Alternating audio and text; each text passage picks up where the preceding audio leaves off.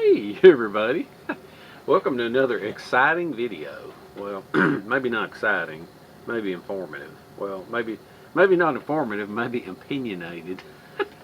Okay, a friend of mine from the channel Bama Bushcraft, Mark, okay, he is on a group on Facebook called Southeast Bushcraft Group.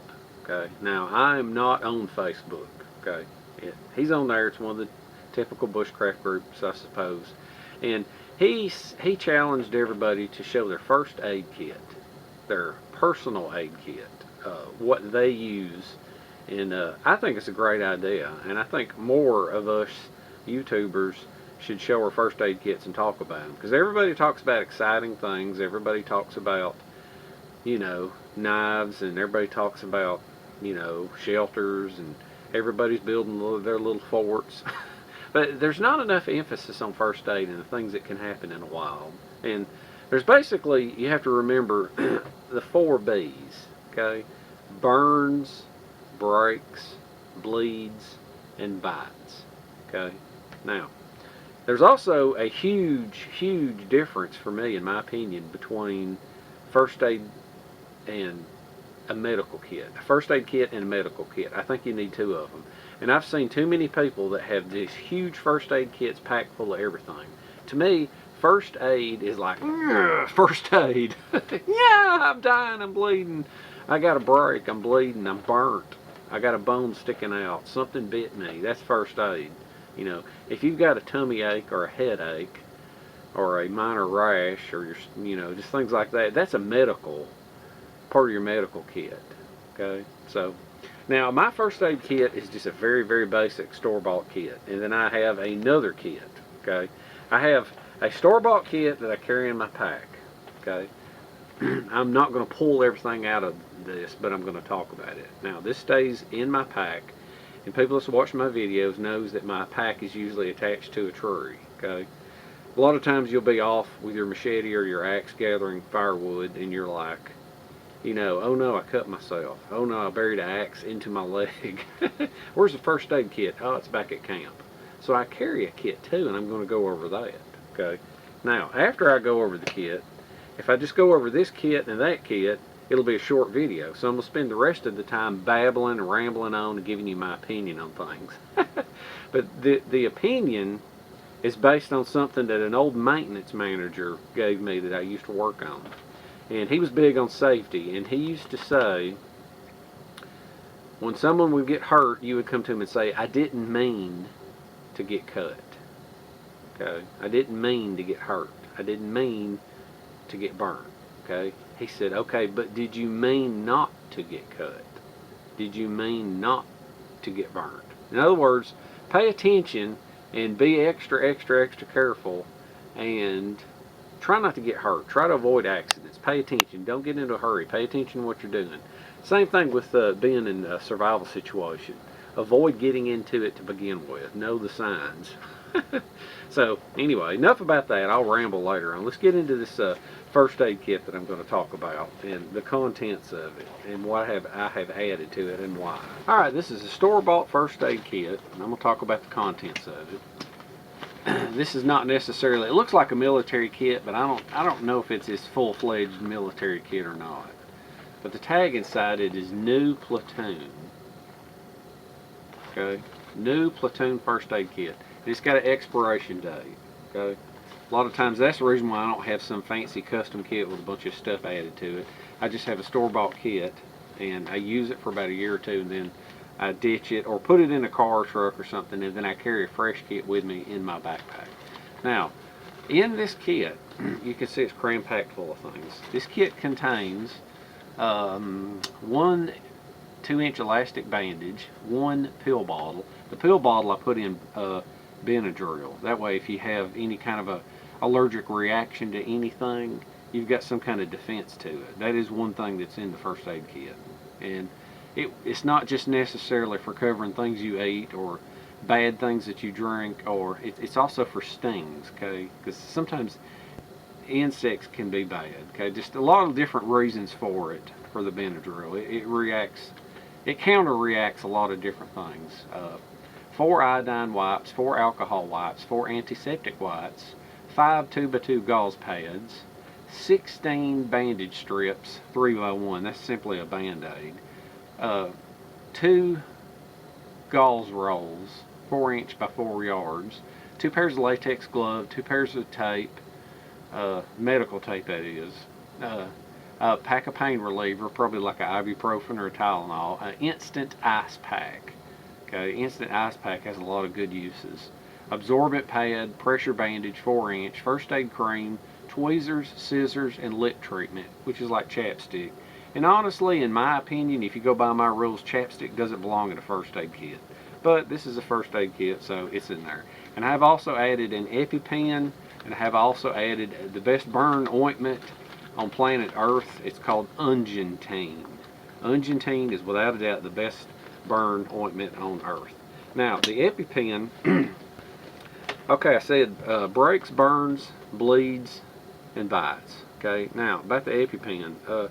Some people, yellow jackets, hornets, wasp, don't bother them. Okay, the thing is, you may go a lifetime being stung and it not bothering you, and all of a sudden you hit 40 years old, you hit 50 years old, all of a sudden you can get stung and go into anaphylactic shock. I don't know why, but your body changes. Some people it doesn't affect you, some people it does affect you. Okay, now let's take a peek at this. Okay, you got safe knife practices. Cut away from yourself. Try to be safe with an axe. Try to be safe with a machete. Try to be safe when you're splitting or batoning wood. Okay, but basically cuts are something that happen a lot of times in camp or out of camp. A lot of times I'll go and leave everything in camp, and I will leave my first aid kit with me, and then I take my machete and I'm out collecting firewood, okay, or an axe. So in my pants I have a little homemade kit. Okay, I'm always wearing these kind of pants right here that have the cargo pockets. Okay, and a lot of times in one cargo pocket I'll have like a hammock, you know, or something that I need, or a water filter. But the other pocket I have always got a little homemade first aid kit that I carry with me. This is literally first aid. If you carry a machete or an axe, you're going to need this. Okay, and now it's not in a bag.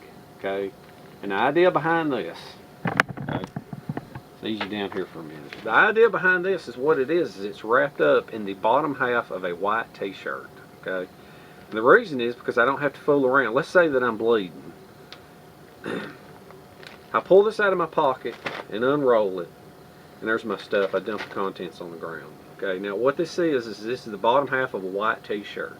You don't necessarily want to use dyed cloth. Years ago, what I used to do is I was under the impression that I would take my do-rag. And I would, because I was wearing it all the time, and so I would just simply have an arm sling with me. And not only did I have an arm sling with me, but if I got cut, I would pull it off and wrap it around my hand. But the thing is, I found out there's no telling what this stuff's dyed with. So you want plain white cotton, okay? Because if you got cut, you want to be able to take this thing and wrap it around it. Now, the reason this is cut off like a tube at the bottom of the t-shirt is because there's certain things in it that you can do with it. You can use it, you can tie things up with it, or you can very quickly, let's say you've got a cut on hair, very quickly you can pull it on there, put pressure, twist it, come around, twist it, and then come back around. Maybe hold it real quick or whatever. Tighten a knot. It just seems like with it being a tube is a lot better than it being a regular piece. And if you have to, you can put it on like this right here. But see, that'll be the first thing that you're going to do. Most cuts happen to the hand. Okay, wrap it around like I say, or put it on, pull, twist, and turn, and you're starting to lock it into place. Okay, that's the first thing you're going to do. Is if you get cut, you're going to pull that out of your pocket, and the contents of these are going to hit the ground. Okay, now what these are these come from American Red Cross, kit number 2 and kit number 3. Pretty much just like there's some antiseptic, some gauze, some tape, some scissors, very small kit, goes in my cargo pocket. Okay, this one has a triangular bandage. It has some little band-aids, because sometimes, depending on the environment you're in, small cuts can become a big hassle, a big dangerous hassle. So anyway, that is enough about. That's pretty much the 2 first aid kits that I have just covered. Okay, nothing real exciting. Now, I'm going to ramble on for a little while now, talking about some of the things I mentioned a minute ago about knife safety. Try to cut away from you. Don't chop near your hands. If you can, wear leather gloves. You'd much rather cut into your gloves than you would cut into your hand. Okay. When you're in the bush, bring safety glasses. Wear safety glasses. Okay. Safety glasses are good when you're chopping. You can get all kinds of things in your eyes. When you're walking through the bush, you can get sticks poking you in the eye. Protect your eyes. That's the last thing you want, is an eye injury while you're out in the bush. Okay. So now, burns, bites, bleeds, and breaks. Okay. As far as breaking a leg, you're just going to have to splint it up somehow. You're just going to have to find whatever you have. And that's like, I would pull this out of my pocket and use it. I'll always have a do-rag. I'll pull the do-rag off, and you can splint your leg up with some wood. Okay. Always wear, if you're walking on the trails, it's not that big of a deal. But if you're going to be up a mountainous or rocky terrain, wear something that has got some ankle support. Okay. That can save you from twisting an ankle. Those low-top hiking shoes, you can twist an ankle in 2 seconds. So try to prevent twisted ankles to begin with by wearing the proper footwear. All right. So that covers the breaks. Now the bites. Let's talk about the bites. Okay. The insects that can bite you, that's bad. Ticks can get on you. Ticks can get on you if you have a do-rag. There's a thing about that. I have a philosophy on that. If a tick lands on your hand, if it lands on your hair, if it lands on your neck, it's going to dig in. It's going to know it's skin or hair, and it's going to dig in. Okay.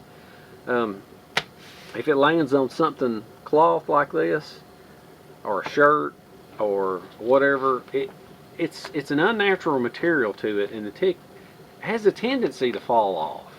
It has a tendency to go away. Okay, and everybody has seen me wearing these Nomex flight gloves. They're great because they can ward off bites and things. Let's talk about mosquitoes.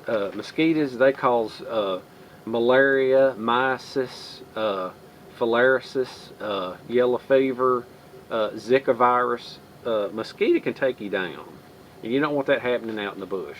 And in your little measly first aid kit, you're going to have Benadryl, and it's a lot better just to you'll be better off by preventing the bites in the first place. Okay, so something you can do also with the ticks is ditch the do-rag. If you're going to wear a hat, wear a boonie hat, and always carry a net with you. Okay, not a net as in a net funicello, but a net as in a head net.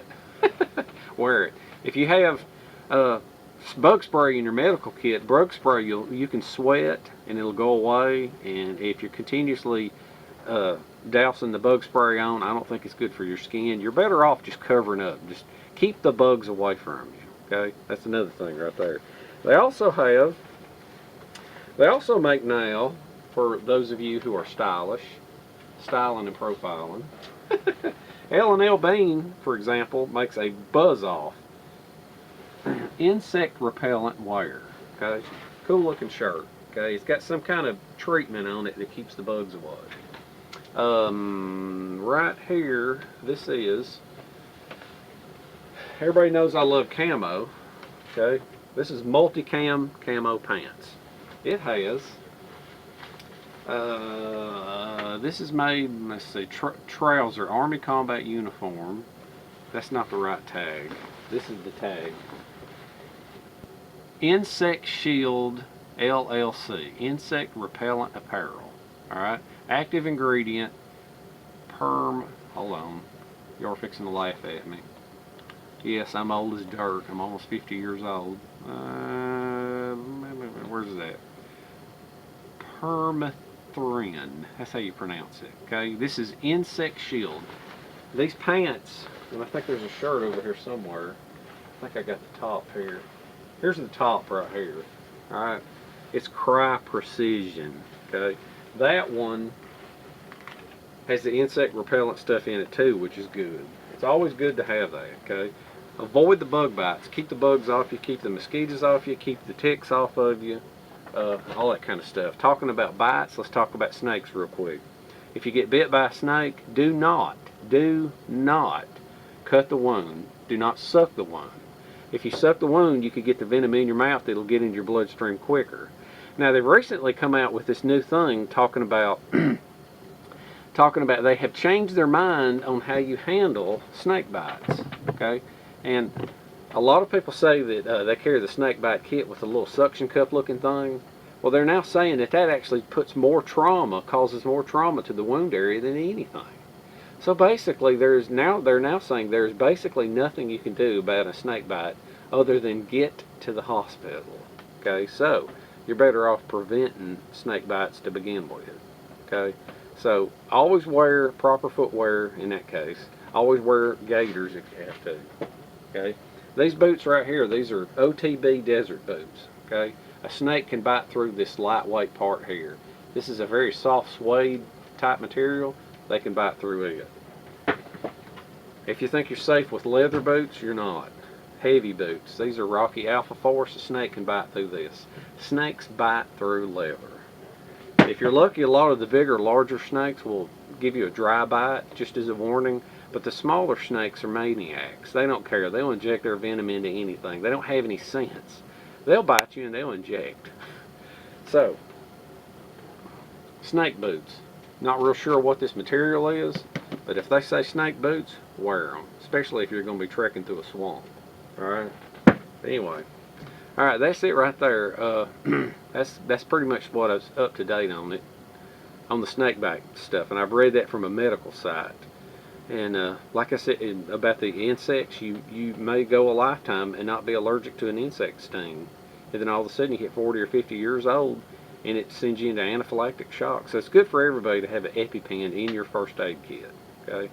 Now let's move on to burn. The thing that I want to say real quick that I had forgot to put on there is if you're going to wear like a cap, okay, if a tick lands on you and the tick walks down the back of your hat, it's going to get right in this hole, or it's going to walk right down your hair, and you'll never feel it. Okay, your face will be protected, but you're safer turning it around, because if a tick gets on the front of you and walks down, you're going to feel it on your face. You will absolutely feel it. But if it walks down the back bill right here, as it comes down, if it drops off, it's going to land on your shirt. Okay, so if there's heavy woodland, and this is just from my personal experiences, this is what I have noticed. Okay, may be wrong, but it works for me. Okay, because the ticks are terrible. Ticks can actually kill you.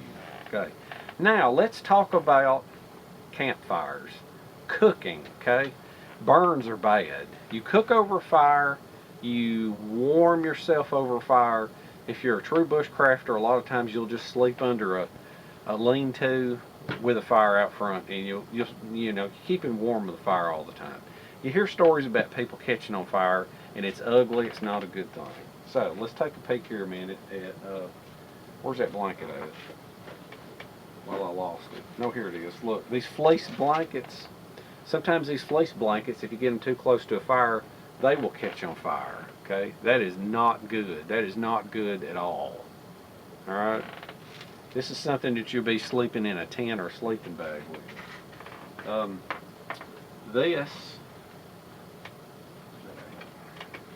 This is a Snug Pack jungle blanket. I absolutely positively love it. I love it, I love it, I love it. It's very, very nice. Okay, I use it inside a tent. I use it inside my sleeping bag as a liner. I use it inside my bivvy. I use it with my modular sleep system. The exterior is polyester. The liner is polyester. The fill, I think it's maybe Primaloft, is polyester. Okay, if polyester catches on fire when you're laying next to a fire, not only will it'll melt, but it can melt and stick to you and continue to burn. So, if you're going to be laying near a fire, good old tried and true wool blanket. Alright? No big deal. Sparks will get on it. It ain't going to catch on fire. Wool's some good stuff. Remember that. Try to prevent burns in the first place. When you're cooking over a fire, I'm going to have to find it. Hell, anyway. These are Nomex flight gloves. Okay?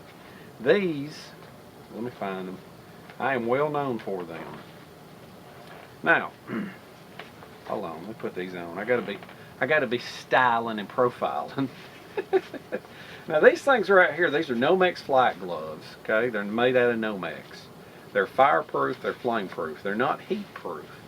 Okay, so if you're going to be messing around with a fire, these are great because you won't get burnt. Sometimes if you're wearing like those jersey gloves to stay warm, they can catch on fire because they're cotton. That's not a good thing. These are great. Now, this can also make it to where you can ward off bug bites and mosquito bites. There's many a nights that I have slept in a hammock with long sleeves in a swamp now full of mosquitoes. I've slept in a hammock with long sleeves, gloves, a do-rag, and a face net. I was completely covered up and nothing bit me. Okay, no problem. I'm sure there's probably some areas, I'm from Georgia, but there's probably a lot of areas where the black flies and mosquitoes and gnats are bad enough to bite through your clothes. But they don't here, so I'm good. This works for me here. Now, these gloves are not treated with any kind of chemical process. The Nomex themselves is fireproof, and they're wonderful. Okay, and like I said, you know, if it can keep you away from poison ivy too, that's just an added bonus. But they come in coyote, which I lost my coyote pair. I think these are tan. These are black.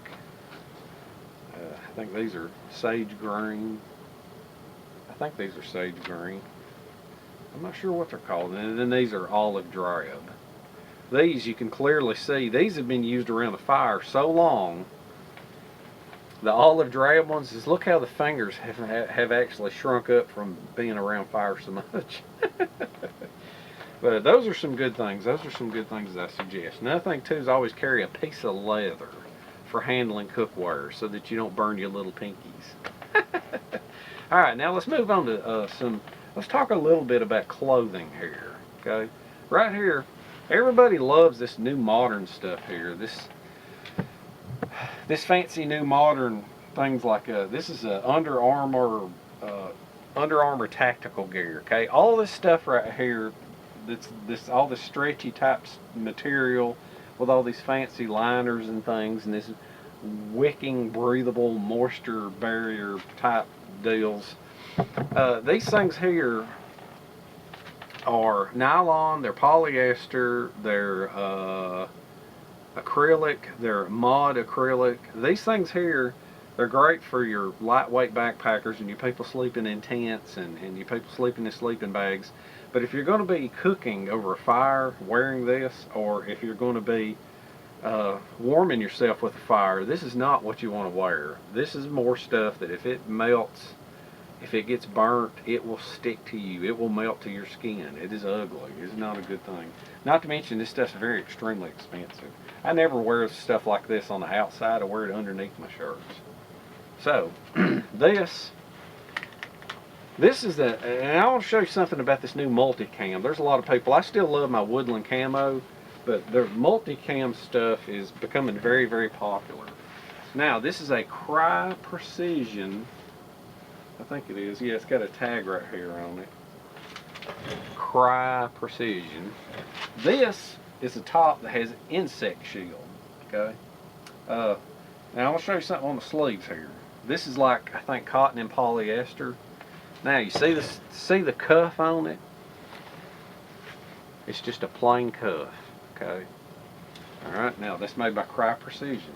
Now, you wouldn't want to sleep in that in front of a fire. You would want to sleep in front of this. This is a multicam shirt that is made by Proper, okay? Now the difference in the two of these is I want you to look at the sleeve on this. The cuff. Where's it at? Oh no, I lost it. Let me see. And this thing's about wore out. There it is. See on the sleeve, you see the little square of fabric. If you ever see that little square of fabric on something like this, that means this is flame retardant, okay? This is good. This won't catch on fire. This won't burn, okay? Flame retardant's fantastic, and you'll be styling and profiling in your new multicam. But this is old and about wore out, because whenever, I wore this a lot whenever I was doing some cooking, and whenever I would sleep next to a fire. But anyway, that's what you want to look for, is that little square on the cuff. The little square. The other one didn't have it. Now that little square is not to be confused with the square on some of these other uniforms that's up on the shoulder. All the way up on the shoulder right here. This little square right here, because that has nothing to do with flame retardancy. What that is that's the little infrared thing, so that when they look through their scope at night, they know who's the enemy and who's not the enemy. They'll uncover them. So don't confuse what I just said with the cuff with what's on here. Now, for the other thing that I want to show you is very interesting. Some of these clothes over here that have a flame retardant chemical sprayed on them can eventually degrade over a period of time. Okay, so something that is just absolutely fantastic to have, and it's good to even have in like your winter survival pack, or if you're just going to be, you know, like I say, cooking over a fire all the time, is, and I know I talk a lot about about military surplus, but what this is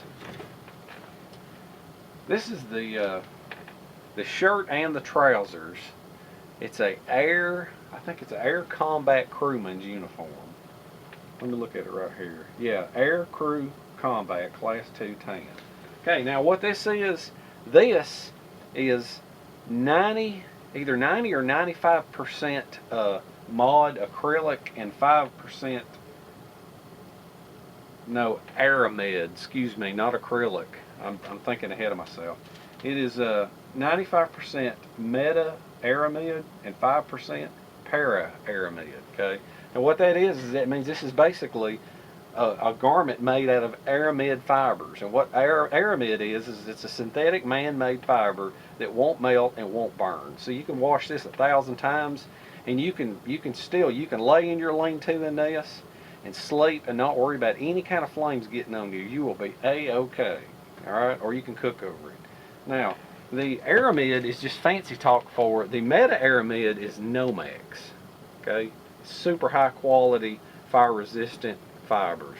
The para aramid is Kevlar. So to me, I'm assuming if this is just 5% para aramid, then it's the Kevlar thread they've sewn this together with, which basically means everything on this thing is flameproof. It's just absolutely fantastic. So yeah, try to prevent burns in the first place. Try to prevent burns, try to prevent bites, certainly try to prevent cuts. Okay, learn proper cutting procedures. If you have an axe, carry a kit with you. Okay, so let's close this out here, and I think I've done enough rambling. There's probably a bunch of stuff I forgot to say, but just a little advice on preventing accidents in the first place. Alright, in closing, first aid kits, they're important. Always remember, first aid kit and your medical kit, they're two separate things. You don't want to dig through a giant pouch of stuff while you're bleeding, okay? The snake bite kit, they're saying don't use them. It causes more trauma to the area than they're worth. And I've always been told in the past, the snake bite suction kit, if you can't get it on the wound within 30 seconds, don't use it. It's a waste of time. All of my subscribers and viewers, if you make videos, I think it'd be nice if you made a video about wilderness first aid and give your opinions, give your ideas, show us what you use. I'm sure there's going to be somebody that knows more than you about it that'll be glad to help out and give you some input in the comment section. Now, speaking of helping out, there's a lot of people on YouTube that put out very funny videos, very entertaining videos. Then there are some that put out extremely educational videos. And some people like that I have a lot of respect for. And there's a guy on YouTube, his name is the Mountain RN. And I have a tremendous amount of respect for him and his knowledge. and he knows wilderness first aid, and just he knows the medical field up and down, inside and out. He's a backpacker, hiker, outdoorsman, and he's also a RN. So anybody that wants to learn a lot about this, go to his channel, The Mountain RN. He is very, very educational. Very smart guy. I highly recommend him. Fantastic guy. So, I enjoyed this time sitting here running off at the mouth, babbling, just spitting out a few ideas here or there. Hope you picked up a little bit from this video. Next time we'll be back out in the woods. Don't know what we'll be doing. Just whatever strikes me. But till then, I shall see you in the next one.